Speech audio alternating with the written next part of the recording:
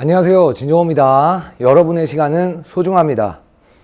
자, 오늘은 교재비, 지각비, 숙제비에 관해서 안내를 해드리도록 하겠습니다. 워낙 중요한 사안이라서 제가 강사 시절 15년간 가장 많이 입었던 자켓, 이 자켓을 입고 촬영을 시작하도록 하겠습니다. 자, 여러분께서 보시는 이 사진은 아마 잘 보이지는 않으실 건데 제가 액자로 꼭 간직하고 싶은 그런 사진입니다. 아주 찍어준 학생에게 고맙습니다. 여기에는 핸드폰에 지금 현재 뭐라고 적혀 있냐면 18시 56분 01초 라고 적혀 있습니다. 제가 현재 주말에 수학 2 수업이 18시 55분부터 수업이 시작되게 되어 있어요. 1층에 내려가서 편의점 가서 밥 대신 우유 사 먹고 올라오는 길에 엘리베이터에서 학생들이 많길래 학생들한테 양보하고 오른쪽 엘리베이터 타고 왔다가 수업 시간에 1초 지각했습니다. 이 사진이 찍히자마자 저는 바로 이 강의실에 들어왔어요. 약 한 2, 3초 지각했겠네요. 그래서 저는 지각비를 내게 되었고 이 사진에 대해서 너무나 감사하게 생각하고 앞으로도 이 방식을 저와 학생들에게 적용하도록 하겠습니다. 자, 일단 교재비, 지각비, 숙제비, 마일리지 내역에 관해서 다시 한번 안내를 드리도록 하겠습니다.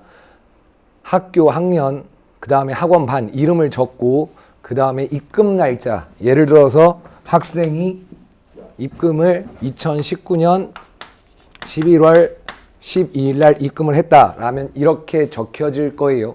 그리고 거기에 마일리지 10만 원을 모든 학생들이 동일하게 선상에서 출발을 하게 됩니다.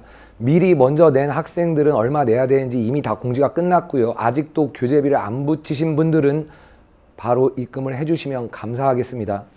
그래서 예를 들어서 교재명이 7,000원, 만원 이런 교재명이 있다고 하면 17,000원이 저에게 내야 되는 거겠죠. 일일이 거둘 수 없기 때문에 마일리지 형태로 안내는 예전에 해드렸었습니다. 그래서 17,000원이 교재비가 되는 것이고 지각은 1분당 1,000원이에요. 10분 지각하면 만원, 90분 지각하면 9만원 되겠습니다.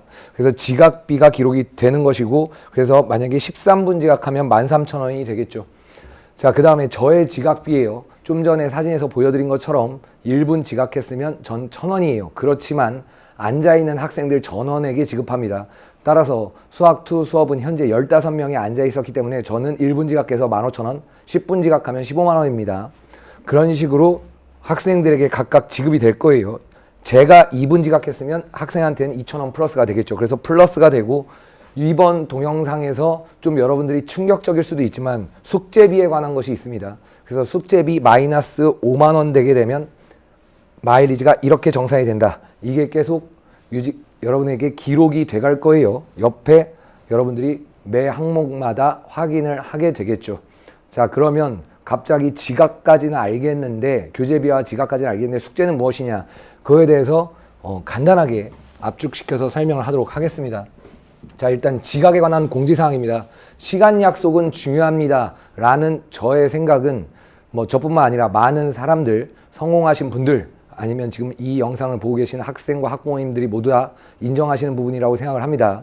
한 번 지각한 학생은 계속 지각을 하고 계속 제대로 오는 학생들은 제대로 오고 있는데 직접 시행했을 때 좋은 결과가 즉시 나타났습니다. 자, 저희가 항상 수업을 시작을 할 때 저 역시도 지각을 했었고 커피 마시거나 밥 먹거나 여러 가지 다 이유가 있죠. 엘리베이터에서 학생을 양보했다거나 좋은 이유든 나쁜 이유든 지각을 많이 했었는데 학생들은 더더욱 많이 했고 이 제도가 시행된 직후 모든 학생들이 정시에 앉아있는 아주 깔끔하고도 약간은 서글픈 그런 광경이 연출이 됐습니다. 자, 그래서 계속 진행할 거예요. 핸드폰 시계로 측정합니다. 1초 지각과 60초 지각은 어차피 같은 1분 지각으로 적용을 하도록 하겠습니다. 그리고 수업 시작 전에 미리 이야기한 학생들은 지각을 인정을 해주기로 했는데 선생님 저 지각할 것 같습니다. 이런 말은 앞으로 그냥 없는 문자 취급할게요. 예를 들어서 3시 15분에 수업이 시작되는데 선생님 저 지금 지각할 것 같습니다. 사유는 차 막히는 건 안 된다고 했습니다. 어떠어떠한 사유로 지각을 하는데 3시 30분까지 도착하겠습니다. 라고 하면 3시 30분까지만 인정을 하도록 하겠습니다. 그냥 마냥 지각할게요 라고 하면 중간에 인강을 찍기도 애매하고 어느 정도까지 기다려줘야 되는지 애매하기 때문에 정확히 표시를 해주십시오. 그래서 구체적인 사전 연락만 인정을 하도록 하겠습니다. 자, 그 다음에 이런 문자를 받았어요. 어머니한테 지각할 것 같다고 말해달라고 했는데 엄마가 깜빡하셨어요. 어머니한테 말할 그 시간에 저한테 직접 연락하세요.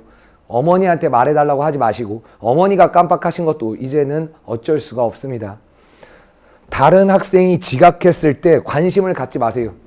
자, 3분 지각했어요. 어떤 학생이 요번 주에. 그럼 자기가 3,000원을 내야 된다는 걸 알고 있죠. 기분이 좋지 않습니다. 걸어 들어오면서부터 이미 자기는 3분을 지각했다는 걸 알고 있어요. 그 학생이 들어왔을 때 비웃거나 쳐다보거나 관심을 갖지 마세요. 그냥 옆에 그냥 차 하나가 지나가는 것처럼 그냥 아무 생각하지 말고 앞에만 보시고 제 수업을 계속 진행하시면 됩니다. 그렇지 않아도 지각해서 기분 나쁜데 애들이 뭐라고 툭툭 얘기하다가 괜히 시비 붙어가지고 뭐 어떤 애 저떤 애 이런 얘기는 싫으니까 본인도 기분이 상할 테고 저 역시도 기쁘지 않습니다. 그러니까 다른 학생의 불행이 자기의 행복인 것 마냥 그렇게 행동하지 말아주시길 부탁드리겠습니다. 자, 그 다음 숙제에 관한 공지사항입니다. 자, 일단 숙제를 안 할 시 벌금이 부과됩니다. 아는 문제는 자, 여기 설명으로서 더 이상 이제 저의 숙제에 관한 이야기는 그만하려고 합니다. 조금만 잘 들어주시길 바랍니다. 아는 문제는 V 표시로 채점하고 안 풀어도 됩니다. 푼 문제는 동그라미, 그 다음에 틀렸다가 동그라미, 즉 반달이죠. 별표, 하트, 제가 중요한 문제 하트라고 했죠. 이런 것들로 한 문제라도 채점이 안 되어 있으면 숙제를 안 한 것입니다. 대표적인 숙제를 안 한 것이 16번 다음과 같이라고 했을 때 이렇게 되어 있으면 숙제를 안 한 거예요. 이렇게 되어 있어도 숙제를 안 한 것입니다. 이해되셨죠? 채점을 한 문제라도 안 하면 숙제를 안 한 것이에요. 7반 숙제의 양은 줄어듭니다. 벌금을 부과한다고 해놓고선 숙제가 많아지면 당연히 안 되겠죠. 자, 그래서 7반의 양은 제가 좀 줄여드리기로 마음을 먹었습니다. 진반은 숙제의 양이 유지되거나 더 많아질 수 있습니다. 선택은 여러분의 몫이에요. 수업 시간에 숙제를 공지할 때 숙제가 너무 많다고 판단되면 이에 대해서 학생 여러분들이 말할 수 있습니다. 선생님, 숙제가 너무 많은 것 같습니다. 그렇게 하기는 힘들 것 같아요. 라고 이야기를 하셨을 때 제가 그걸 듣고 합당하다고 생각을 하면 조율을 해드리겠습니다. 무조건 들어준다는 말은 아니에요. 여러분들은 당연히 숙제를 줄여달라고 하겠지만 제가 생각했을 때 애시당초 제가 지금 일주일 동안 진행을 해봤을 때 효과가 아주 좋았죠. 전체 듣는 학생 중에 2명 빼고 모든 학생이 숙제를 씁니다. 자, 그러면 의견을 말할 수 있으면 정당하다면 반영을 하도록 하겠습니다. 숙제는 별도의 노트에 하지 않고 교재에 직접 합니다. 숙제 검사할 때 힘들어요. 제가 숙제 검사하는 게 아니라 코칭쌤이 숙제 검사를 하시는데 별도의 노트에 숙제를 해오면 검사하는 시간이 최소 3배 이상 걸립니다. 코칭쌤의 시간도 소중하기 때문에 교재에 직접 숙제를 하도록 하고 한 번 더 풀고 싶으면 제가 얼마든지 출력을 해드리도록 하겠습니다. 부모님과 단톡방, 학생 단톡방에 지금까지 계속 했던 것처럼 숙제의 양과 마감 시간을 공지를 하도록 하겠습니다. 자, 토요일날 현재 주말 수업하는 기준, 토요일날 수업 시간 코칭 선생님이 숙제를 검사를 하죠. 그때 미비하게 되면 2만 원 마일리지로 벌금을 부여하도록 하겠습니다. 그리고 토요일날 숙제를 안 했을 경우에 그 숙제는 일요일 아침 8시까지 할 수 있어요. 일요일 아침 8시까지 숙제를 저에게 했다고 통보를 해주시면 됩니다. 단톡방에 올리지 마시고 저에게 개인적으로 보내셔야 되겠죠. 제가 숙제를 한 것을 증명하는 사진을 보내시면 됩니다. 아니면 검사 맞고 가셔도 돼요.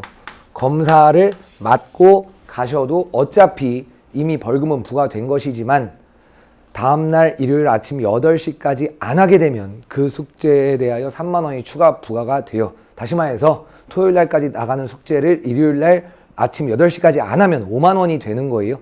그리고 일요일 날까지의 숙제가 있죠. 그거는 수업 시작하기 전에 역시 코칭 선생님이 걷어서 똑같이 검사를 하도록 하겠습니다. 그때도 역시 숙제를 하지 않으면 2만 원이 부과가 되는 거고, 검사를 맞거나 월요일 날 아침 8시까지 저에게 사진으로 보내거나 영상을 찍어서 보내셔도 됩니다.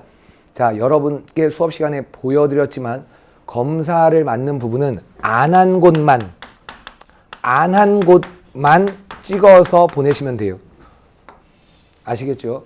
이미 한 것들을 보내는 게 아니라 안 한 부분만 찍어서 보내는 겁니다. 검사를 했을 때 어디 안 했다라고 기록이 다 되기 때문에 안 한 부분만 찍어서 보내시면 돼요.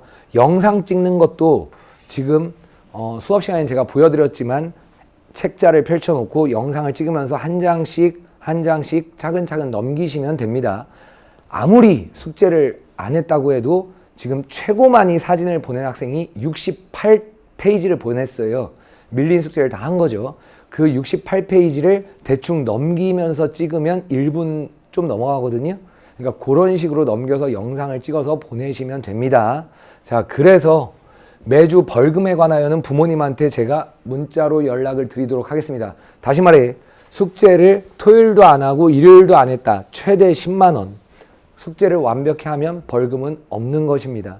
만약에 10만 원이 돼서 숙제를 안 했다면 아까 소개시켜드린 요대로 계속 유지가 돼야 되기 때문에 부모님께서는 입금을 하셔야 해요.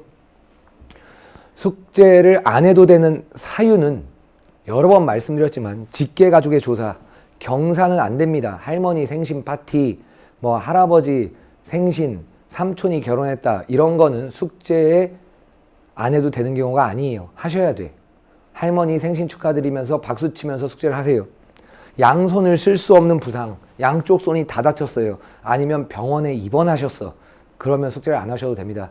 병원 입원하셨으면 제가 음료수 사들고 문병 가는데 숙제 얘기를 할 수도 있어요. 자, 그리고 수학여행입니다. 수학여행은 숙제를 안 하셔도 됩니다. 단 이렇게 됐을 때 다음 주에, 그러니까 연장만 해드리는 거예요. 얼마? 일주일. 그 다음 주는 안 한 만큼 더 폭탄 맞아서 하셔야 됩니다. 무슨 말인지 이해되시죠? 자, 그러면 숙제에 관한 공지사용에 대한 사유를 말씀드리겠습니다. 이 부분은 여러분이 여기까지 들었을 때 기분 나빠, 더 이상 들을 필요 없어, 그러면 안 들으셔도 되고, 이 부분을 들으셔야 제가 왜 이렇게 하는지 여러분이 이해를 하실 것 같아요. 수학 실력은 진정호 저의 강의를 들을 때 늘어나는 게 아니에요. 어떤 세계적으로 유명한 축구 선수가 여러분과 같이 축구 시합을 몇 번 해줬어. 막 사인해주고 껴안아주고 막 얘야 축구는 이렇게 하는 거야 막 이렇게 알려줬어. 근데 여러분이 그렇게 축구를 할 수 없죠. 여러분이 게임하는 좋아하는 게임을 프로게이머가 와서 이렇게 게임 하는 거예요 하면서 설명을 해준다 해서 여러분이 그들과 같이 게임을 할 수 없죠. 그들은 피나는 연습을 하는 것을 알고 계실 겁니다. 여러분들이 수학 실력을 늘기 위해서는 숙제를 하고 채점을 하고 해설지나 질문 설명을 들은 후에 그 내용을 혼자 외롭게 여러 번 손 아프게 반복하실 때 그때 수학 실력이 느는 거예요. 그렇기 때문에 숙제를 하지 않으면 수학 실력이 늘지가 않아요. 이해되시죠? 그래서 제가 학생들을 관리한다라는 것은 아주 심플합니다. 양질의 숙제, 검토하고 또 검토하고 변형해보고 아주 좋은 양질의 숙제를 만들고 그 숙제를 학생이 하게 해서 제대로 기억을 하게 한 후 잊어버리지 않은 상태로 내신 시험을 보게 하는 것, 그것이 제가 학생을 관리한다라는 것이라고 생각합니다. 그게 제 나름대로의 정의 내린 것이에요. 그렇게 앞으로 관리를 하도록 하겠습니다. 그래서 숙제를 안 하시면 안 돼요. 자, 그 다음 약속. 여러분들은 내신 시험을 못 봤을 때, 저는 예전에 그것 때문에 여러분이 시험을 못 봤을 때 제가 울다가 쓰러지고 과로로 수업을 못하게 됐었죠. 여러분들은 수학 시험을 못 봤을 때 또는 숙제를 안 해왔을 때 제가 따로 불러서 상담하자고 했을 때 다음부터는 잘 해오겠다고 약속을 했습니다. 제가 아주 심하게 혼내거나 너 뭐하는 새끼야 막 이런 식으로 혼내고 그러려면 학원 다니지 마 뭐하는 거야 그랬더니 저에게 혼내켜 주셔서 감사합니다라고 눈물을 흘리거나 아니면 제가 달랬을 때도 눈물을 보이면서까지 다음부터는 정말 잘해오겠다고 약속을 했어요. 하지만 잠시나마 잘 해오다가 잠시나마 한 2주? 길으면 한 달? 잠시나마 잘 해오다가 안 하겠다고 약속한 게임을 하기 시작을 하고 안 보겠다던 유튜브 재밌는 동영상을 또 보기 시작을 하고 그리고 웹툰하고 웹드라마를 즐겨찾기 해서 또 보기 시작하고 알림 설정 해놓고 SN 활동하고 연애를 하고 그러면서 저와의 약속을 지키지 않으셨습니다. 앞으로 학생 및 학부모님한테 전화해서 선생님 죄송해요. 제 애가 숙제를 잘 안 하죠. 아 제가 그렇게 집에서 하라고 했는데도 안 해요. 선생님 어떻게 해요? 정말 죄송합니다. 이런 전화 통화 듣는 시간에 그냥 엄격한 잣대, 엄격한 원칙을 적용을 한 후 그 시간에 저는 양질의 숙제를 만들기 위한 시간으로 투자를 하겠습니다.